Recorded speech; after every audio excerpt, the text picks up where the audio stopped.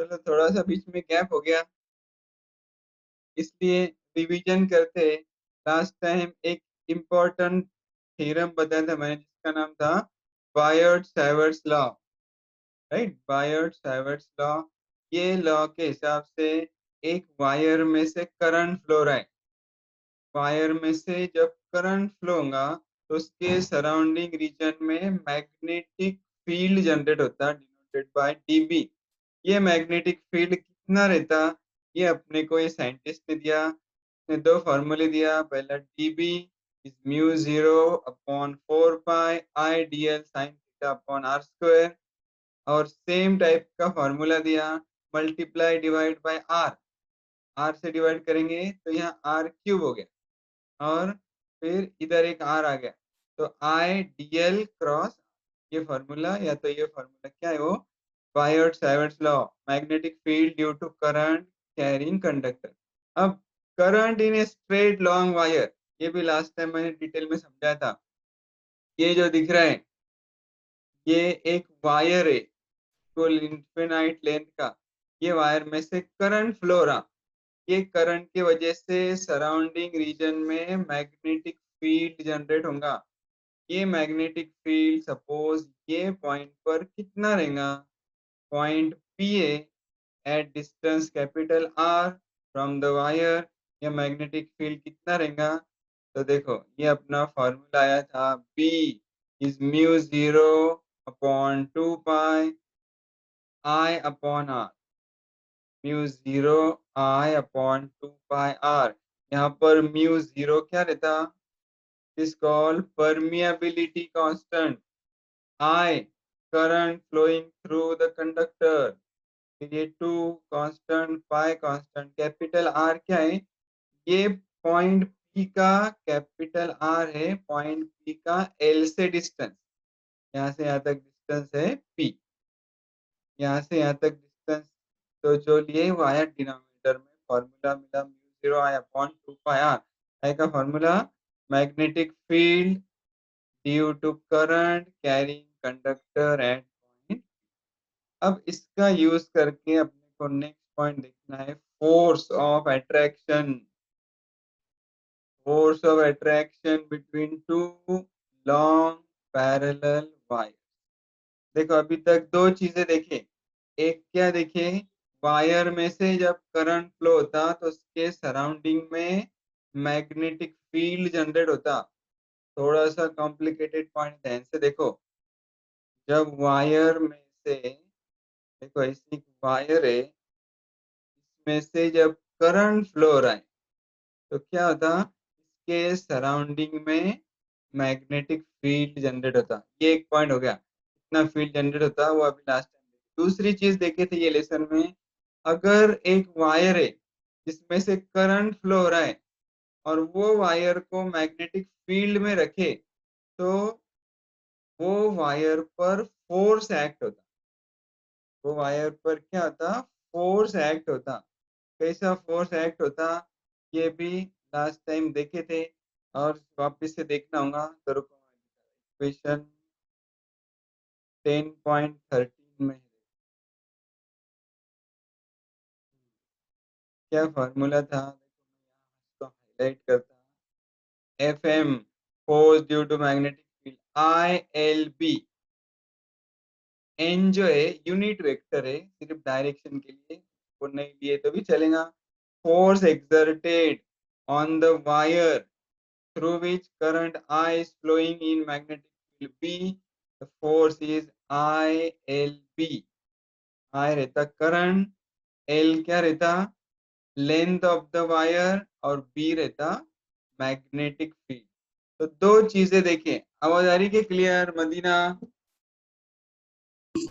Yes yes ध्यान दो, ध्यान दो, दो चीजें बताया मैंने, एक current carrying conductor produces magnetic field in the surrounding reason. Second, when the current is flowing through the wire kept in magnetic field, force is exerted on the wire।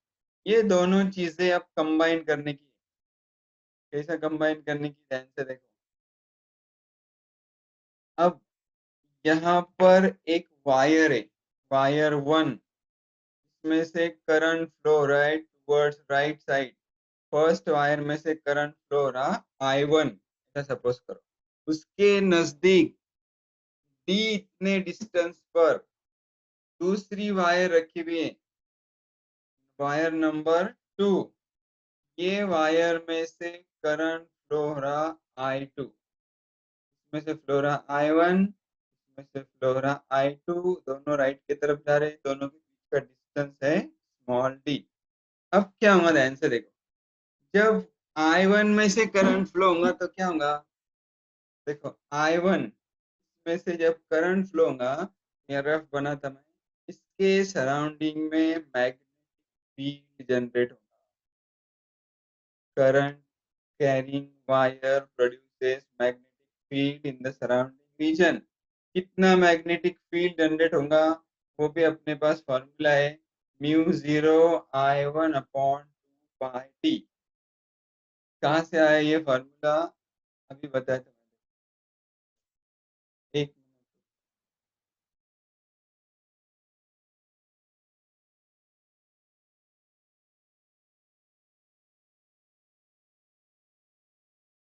देखो फॉर्मूला इधर है, mu zero I upon 2 pi R, यहाँ I की जगह मैंने लिया I1, mu zero I1 upon 2 pi R की जगह लिया डिस्टेंस, ये वायर वो डिस्टेंस पर रखा हुआ है। तो फर्स्ट वायर के सराउंडिंग में मैग्नेटिक फील्ड जनरेट हुआ करंट I1 की वजह से, कितना हुआ 20 म्यू जीरो I1 अपॉन 2 पाई डी। यहाँ तक समझ में आया। अब दूसरी चीज, ये जो दूसरा वायर है उसमें से करंट फ्लो हो रहा है, ये दूसरे वायर को कहाँ रखा हुआ है, मैग्नेटिक फील्ड में रखा हुआ है, ये मैग्नेटिक फील्ड में। तो क्या होगा, force will be exerted on this wire I2, I2 पर फोर्स एक्सर्ट होगा। क्यों एक्सर्ट होगा, क्योंकि this is kept in a magnetic field of induction B due to current I1 flowing through the first wire. The force will be exerted on second wire, दोनों के बीच में force of attraction रहेगा। अब ये force कितना रहता, वो find करने के लिए मैंने आपको फॉर्मूला बताया था, कितना रहता, फोर्स इज इक्वल टू, बोलो, ILB, right, IBL. IL. IBL। तो देखो फोर्स IBL की जगह लिया हुआ है इंटीग्रेशन ऑफ L, फोर्स कौन सा ये, देखो यहाँ डिटेल में लिखा है, अब accordingly the force on wire 2 because of the current I2 and the magnetic field B due to current in the wire 1 is given by F is equal to IBL। I की जगह लिए I2, इसमें current flow रहा I2, P की जगह ये formula लिए, ये formula mu zero I1 upon 2 पाई डी, और तीसरा लिए integration of DL, capital L क्या रहता, इंटीग्रेशन ऑफ DL, मतलब जितनी लेंथ है वो पूरी की पूरी लेंथ इसमें आ जाएगी। ये मिला अपने को formula, the direction of this force towards the wire 1, ये इसका डायरेक्शन फर्स्ट वायर की तरफ रहेगा, मतलब ये दोनों एक दूसरे को अट्रैक्ट, राइट। अब देखो ये जो integration DL for infinitely long wire this force will be infinite. अब फोर्स पर यूनिट लेंथ, कोई भी चीज को पर करते मतलब उसको वो चीज से डिवाइड करते, पर यूनिट लेंथ मतलब इसको लेंथ से डिवाइड करेंगे। तो ये फॉर्मूले को जब लेंथ से डिवाइड करेंगे, DL इधर आ जाएगा, तो बचा क्या, I2 I1 mu zero divide by 2 pi I1 I2 upon D mu zero upon, ठीक है। If the currents I1 and I2 are anti-parallel, the force will be repulsive, right? I1 right की तरफ जा रहा, I2 भी right की तरफ जा रहा, तो फोर्स क्या है, फोर्स ऑफ अट्रैक्शन। अगर I1 इधर जा रहा, I2 उल्टा जा रहा, there will be force of repulsion। ये सेंटेंस भी MCQ में आता है, आ सकता है, याद रखने का। If the currents are anti-parallel, the force will be repulsive। the currents are parallel, force will be attract. Okay. अब देखो actual force find करेंगे. Let us consider a section L of wire 2. ये second wire का L इतना length consider करो. The force on this section is F is I2 BL. L लिए length. F is I2 BL. Right? अब I2 ऐसा के वैसा B की जगह आएगा म्यू 0 I1 अपॉन 2 पाई डी और कैपिटल L वैसा म्यू 0 I1 I2 अपॉन 2 पाई डी कैपिटल L. इसको डिनोट करें F21. F21 मतलब ध्यान दो, will denote this by F21, that is the force on a section of length L of wire 2 due to current in wire 1. First wire ने second wire पर कितना force act करा? F21, right? F21. This force we denote. अब उसका उल्टा फिर से ध्यान दो. पहला पार्ट समझ में आया, दूसरा पार्ट देखो. सेकंड वायर में से करंट फ्लो रहा. सेकंड वायर में से करंट फ्लो रहा. सेकंड वायर के सराउंडिंग में भी मैग्नेटिक फील्ड रहेगा. कितना रहेगा? Mu 0 I2 divide by 2 pi D.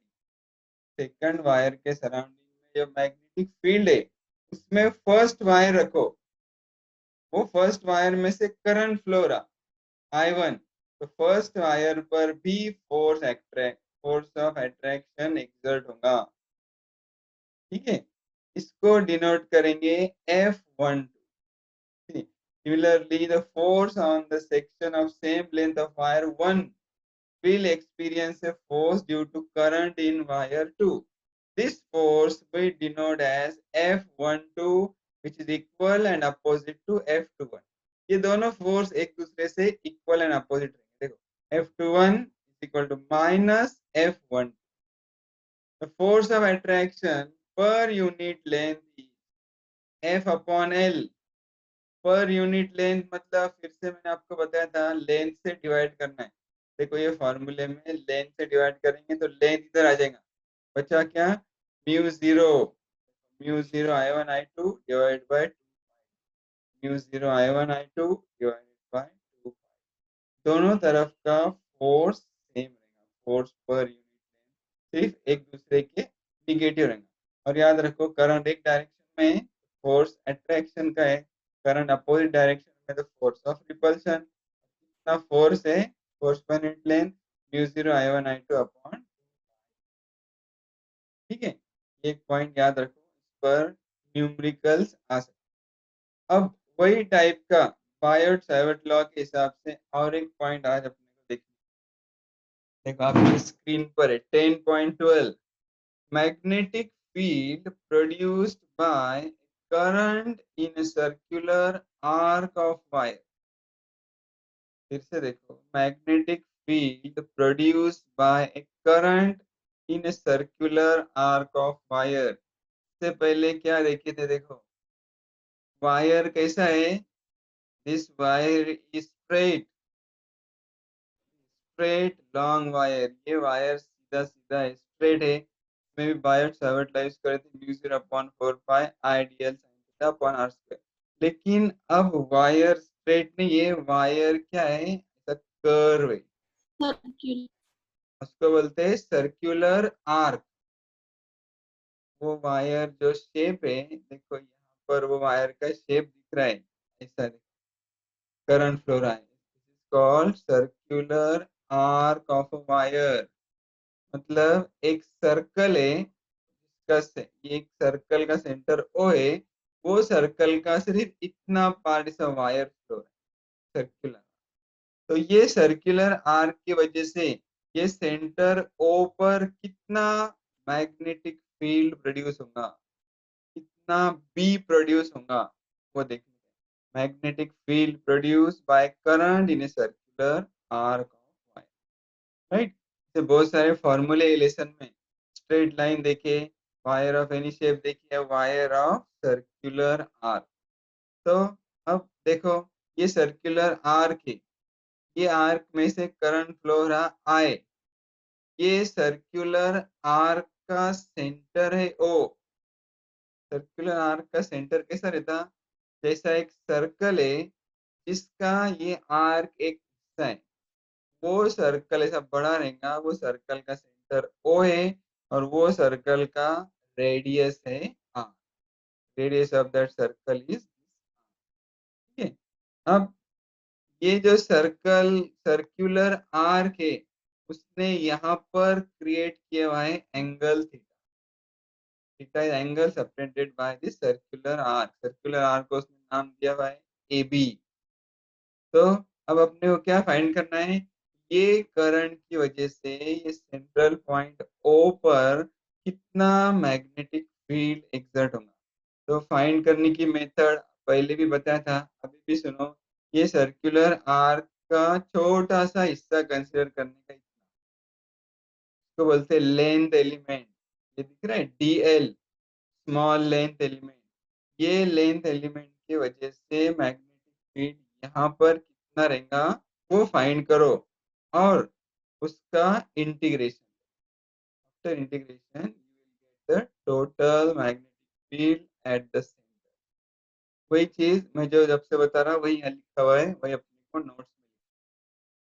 The circular arc AB subtend an angle theta at the center O of the circle of which arc is a part.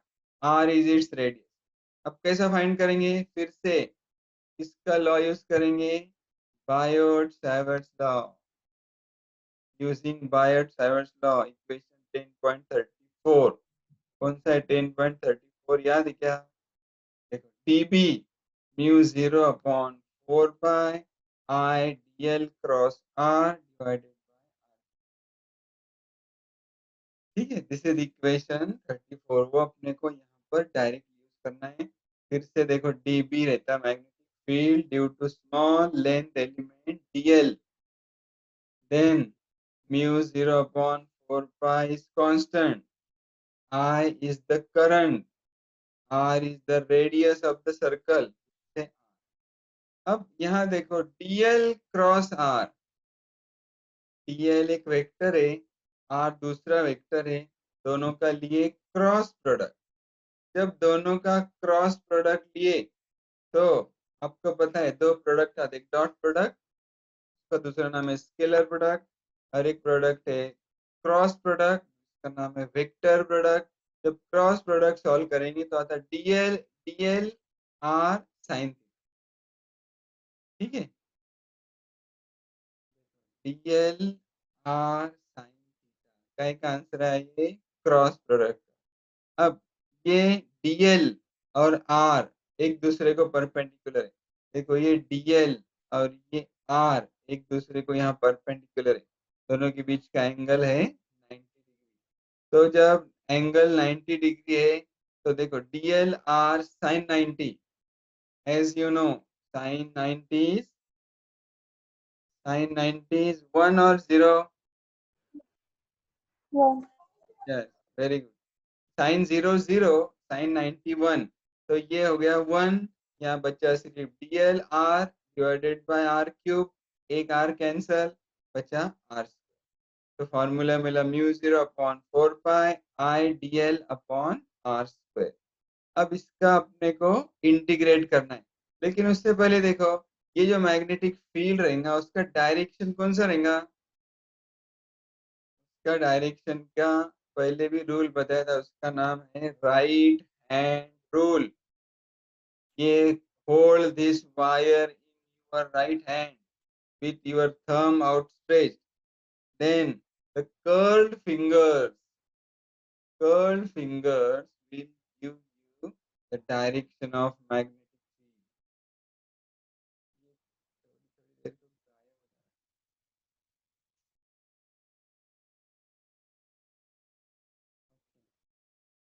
These curled fingers will give you the direction of magnetic field। अब यहाँ वही दिया, indicate the magnetic field is indicated by curling fingers। अब curling fingers किधर जा रहे हैं? They are into the plane of the paper, paper plane काय में जा रहे हो, पेपर का जो प्लेन है मतलब जिसमें आप लिख रहे हैं उसको परपेंडिकुलर अंदर की तरफ। Now total field at O, अब ये तो हो गया, ये क्या मिला, magnetic field due to length element, पूरे लेंथ की वजह से जो फील्ड है उसके लिए क्या करना पड़ेगा, इंटीग्रेशन का। तो देखो B integration DB is equal to, ये म्यू 0/4 पाई जो है वो कांस्टेंट है, इंटीग्रेशन के बाहर लेंगे। उसके बाद आई जो है, आई वो भी कांस्टेंट है, उसको भी इंटीग्रेशन के बाहर लेंगे। बचा क्या, integration A B, integration A to B, A को बोलेंगे लोअर लिमिट और बी को बोलेंगे अपर लिमिट। क्यों ऐसा लिए, देखो वायर का स्टार्टिंग पॉइंट है ए, वायर का लास्ट पॉइंट है बी, से इंटीग्रेशन जो ले रहे हैं वो ए से बी की तरफ। अब इंटीग्रेशन में क्या आया, D L upon are square, तो ये दिख रहा है एल अपॉन आर स्क्वायर, मैंने लिखा इंटीग्रेशन। अब और एक चीज देखो, इसमें डी एल के जगह लिखा हुआ है आर डी थीटा, क्यों ऐसा लिखा है बोलो, कौन बोलेगा। डी एल के जगह क्या लिखा हुआ है, डी एल के जगह लिखा हुआ है आर डी थीटा। देखो 10th में एक पॉइंट था, angle is arc upon radius, क्या था, angle theta is equal to, angle is arc upon radius. अब आर्क मतलब डीएल, राइट, आर्क का छोटा सा element dl divided by radius कितना, angle is arc upon radius, theta is DL upon R. Dl क्या आया, डीएल क्या आया, या डीएल लिए तो एंगल भी स्मॉल लिए डी थीटा, है ना। ये टोटल थीटा, टोटल आर्क के लिए सिर्फ छोटा पार्ट कंसीडर करेंगे तो यहाँ आएगा डी थीटा। तो D theta is DL upon R, DL is R D theta. देखो डीएल की जगह लिखा मैंने आर डी थीटा। अब आर एक एक आर कैंसिल हो जाएगा, डिनोमिनेटर में बचा आर, आर कांस्टेंट है उसको बाहर लो, इंटीग्रेशन में सिर्फ बचेगा डी थीटा। थीटा कहाँ से कहाँ तक चेंज हो रहा है, 0 to integration of D theta is, yes, integration of D theta is theta, integration of D X is X, integration D theta is theta. ये लिमिट्स डालेंगे 0 to थीटा, पहले upper limit theta minus lower limit 0, मिलेगा। देखो final expression क्या मिला, magnetic field produced by current in a circular arc of wire is equal to mu 0 upon 4 pi I theta upon, where the angle theta is in radians, angle काहे में है, radian. समझ में आया। तो 3 marks के लिए कैसा क्वेश्चन आएगा, magnetic field produced by current in a circular arc, find the expression. ये पूरा डायग्राम, डिस्क्रिप्शन, मैथमेटिकल स्टेप लिखने का यहाँ तक आंसर आएगा तो आपको पूरे 3 मार्क मिलेंगे, 0 आई थीटा अपॉन 4 पाई। तो ये इतना आसान नहीं है कि आपको 2 बार पढ़ना पड़ेगा, याद करना पड़ेगा, याद करके एक बार लिखने का और एक बार बिगर जब एग्जाम में वो याद रहे। ठीक है, तो थोड़ा सीरियस हो जाओ, सिंसियर हो जाओ, फास्ट हो जाओ। और टाइम पास हो गया, 6 महीने से ज्यादा टाइम निकल गया। अब ये सब एक्सप्रेशन फिजिक्स के आपको लर्न करना पड़ेंगे। उसके बाद ग्रुप में देखो मॉडल पेपर्स डाले हुए नवनीत के, ग्रुप में आपके व्हाट्सएप ग्रुप में नवनीत के मॉडल पेपर डाले हुए, वो पेपर देखो, पेपर में कितने एमसीक्यू आते, कितने शॉर्ट आंसर आते, जो जो भी आता वो सब एक क्वेश्चन पेपर देखेंगे तो आपको समझ जाएगा, वैसा उसके ऊपर डिटेल में लिखा हुआ है। तो वो एक पेपर आप पढ़ो और उसमें से जो अपना पढ़ा कर हो गया, वो सॉल्व करने की कोशिश करो। अब बाद में अपने को उसका होमवर्क करना है, पेपर सॉल्व करना है। तो समझ में आया? ये जो दिख रहा है दिस इज सर्कुलर आर्क, उसकी वजह से पॉइंट ओ पर मैग्नेटिक फील्ड मिला mu 0 I theta divided by 4 pi. Okay, अब इसमें और एक एडिशन है, magnetic field at the centre of a full circle of the wire carrying current. मतलब ये जो सर्कुलर आर्क है, इसके बजाय सपोज ऐसा पूरा बड़ा सर्कल रहता था, तो ये सर्कल की वजह से मैग्नेटिक फील्ड सेंटर में कितना रहेगा? तो कैसा मिलेगा अपने को? देखो इधर रहने दो, ये थीटा है, बराबर। ये थीटा मतलब अगर ये 90 है तो उसके लिखते 90 को कैसे लिखते? Pi by 2। 180 को कैसे लिखते? पाई। यहाँ से यहाँ तक पूरा हो गया 180। फिर घूम के इधर आएंगे तो हो गया 270। 270 मतलब 3 पाई बाय 2। ऐसा पूरा जब एक राउंड गिनेंगे अपन तो उसको बोलते 360 डिग्री, और it is equal to pi radian. 360 degree और पाई रेडियंस। तो ये जो थीटा ये फॉर्मूले में लिए थे उसकी जगह लेना पड़ेगा 2 पाई। आसान हो रही, खाली ये 2 मिनट देख लो कैसे लिखा।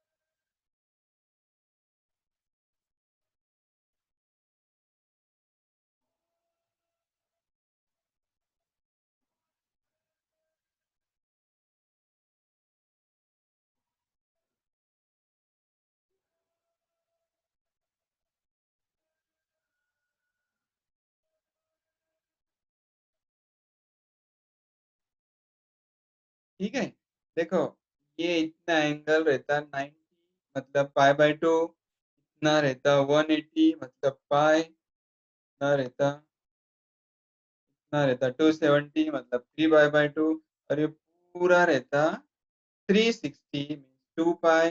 तो ये जो फॉर्मूले में थीटा था वो थीटा की जगह क्या लिए? 2 पाई।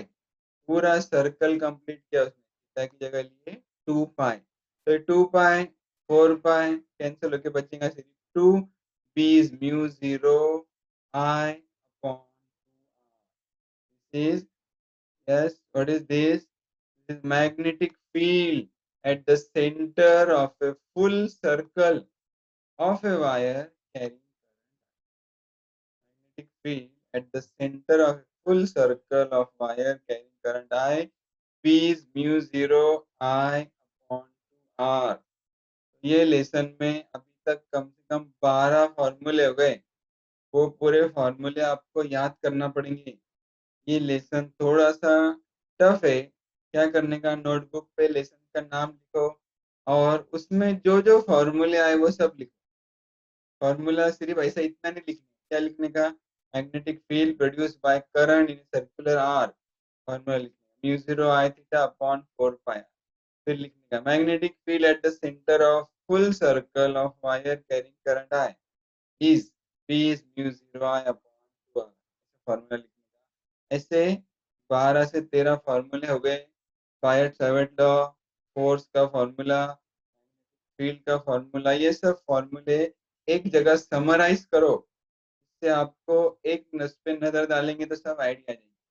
और वो समराइज करो, चलते फिरते उसको याद करो, तो वो आप आसानी से उस पर आगे यूज कर सकते हैं, न्यूमेरिकल सॉल्व कर। ठीक है, तो अपने को अब एक न्यूमेरिकल सॉल्व करना है। एग्जाम्पल लेसन का एग्जाम्पल 10.5।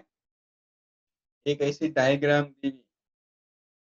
ये डायग्राम में देखो वायर कैसी, यहाँ से आया वायर स्ट्रेट, फिर ऐसा कर होके राउंड लगा के सेमी सर्कल वायर फॉलो किया वायर ने, और फिर वो ऐसा इधर गया स्ट्रेट।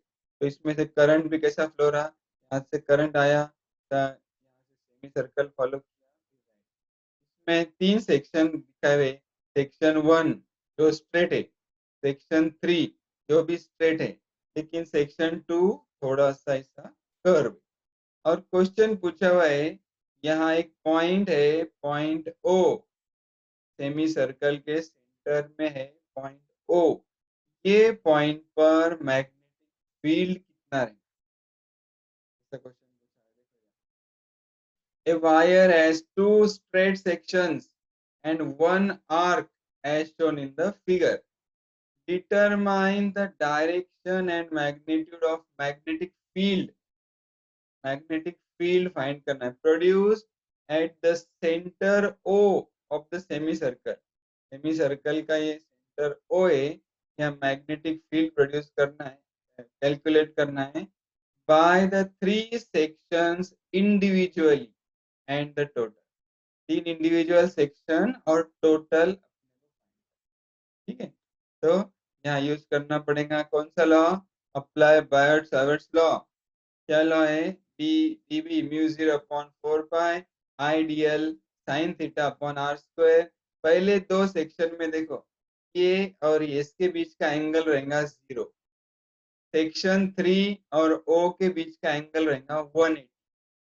तो यहाँ साइन 180 रहता 0 और साइन 0 भी रहता 0। समझ रहा? ये फॉर्मूले Zero. में, ये फॉर्मूले में साइन 180 डालेंगे तो आंसर आएगा 0। इसमें भी साइन 0 रहता 0। सेक्शन 1 और 3 की वजह से जो बी मिल रहा है वो 0 है, और सेक्शन 2 की वजह से जो बी मिल रहा है वो अभी अपने फाइंड किए। इसमें एंगल 90 डालेंगे, mu zero upon 4 pi I D L upon are square, capital R distance रहता। अब ये इसका इंटीग्रेशन लेंगे, mu zero upon 4 pi I upon are square integration DL 0 to R. तो डीएल इंटीग्रेशन डीएल मतलब ये इतना पूरा, इतना सेमी सर्कल। देखो सेमी सर्कल, सर्कल लेंगे तो सरकमफेरेंस रहता 2 पाई आर, सर्कल का सरकमफेरेंस रहता 2 पाई आर, सेमी सर्कल का सरकमफेरेंस रहेगा पाई इंटू, यहाँ आएगा पाई इंटू आर। एक आर कैंसल, एक पाई कैंसल, बचा mu zero I upon 4 R. तो 0 plus mu zero upon 4 R plus 0 mu zero I upon 4 R पर। ठीक है, समझ में आया? अगले लेक्चर में नेक्स्ट पॉइंट स्टार्ट करेंगे। कुछ डिफिकल्टी हुई तो पूछो, नहीं तो अपने आप अभी एग्जिट हो जाएगा लेक्चर। कुछ पूछना है? No, sir. ओके, पढ़ाई करो अच्छे से, हाँ? क्योंकि बहुत दिसंबर भी खत्म होते आया, कोरोना भी अल्लाह के करम से खत्म हो रहा है, अपना कॉलेज शुरू होने के चांसेस बढ़ गए, जनवरी में कॉलेज शुरू हो जाएंगे। फिर जब प्रैक्टिकल वगैरह अपने को ज्यादा लेना पड़ेंगे, थेरी का मैक्सिमम होते आया, ये 10वां लेसन खत्म होते आया।